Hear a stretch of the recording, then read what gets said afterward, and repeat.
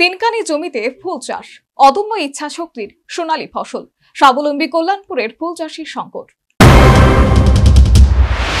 কথায় আছে, ইচ্ছে থাকলে উপায় হয়, আর এর জন্য চাই ইচ্ছা আর একাগ্রতার সংমিশ্রণ।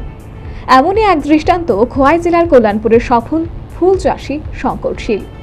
আদর্শ ফুল চাষী হিসেবে ব্যাপক খ্যাতি অর্জন করেছে কল্যাণপুর বাজার কলোনি গ্রামের উদ্যোগী এই যুবক। শীত কিংবা বর্ষা, প্রায় সব ঋতুতে শঙ্কর ব্যস্ত বাহারি ফুলের বাগান বা ফুলের ক্ষেত নিয়ে। যখন তার ফুলের ক্ষেতে রকমারি ফুল বাতাসে দোল খায়, তখন স্বাভাবিকভাবেই ফুল চাষী শঙ্করের খুশির অন্ত থাকে না। শঙ্কর প্রায় 3 কানি জমিতে গাঁদা ফুলের সাথে ডালিয়া, চন্দ্রমল্লিকার চাষ সত্যি সত্যি এক দারুণ অনুভূতি। শঙ্কর খোলামেলাভাবে জানিয়েছে, বৃষ্টির সময় ফুল চাষ করে ততটা লাভবান না হলেও শীতকালে ফুল চাষ অনেকটাই লাভজনক। তাছাড়া ফুলের চাহিদা রয়েছে আগরতলা থেকে শুরু করে খোয়াই, কল্যাণপুর কিংবা তেলিয়ামুড়াতে, যেখানে সে প্রতিনিয়ত শঙ্কর ফুলের যোগান দিয়ে চলেছে। এবার গাঁদা ফুল চাষ করছি আমি, তারপর চন্দ্রমল্লিকা, ডালিয়া। তো গাঁদাটা বেশি লাগাইছি এবার। কীরকম হয়েছে? মোটামুটি ভালো হয়েছে। শীতের সময় তো ভালো হয়েছিল, এখন বৃষ্টি সিজন যেটা, এটা তো বৃষ্টি নষ্ট করে দিচ্ছে।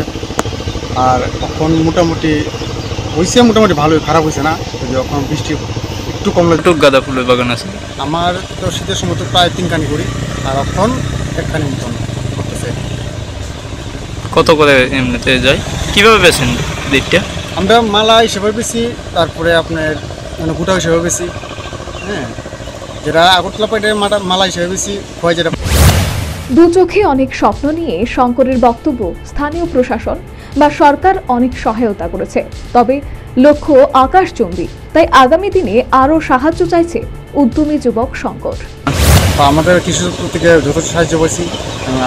আমাদের কল্যাণপুরের বিধায়ক মাননীয় চৌধুরী, উনি আমাদের হেল্প করছে, ভীষণভাবে হেল্প করছে। আমাদের গ্রামের প্রধান তাপরজাগর মহোদয়, তাই আমারও খুব হেল্প করছে। এবার ইয়েতেই আমি আজকে এতটুকু মানে বেশি করে বাগানটা করতে পারতেছি।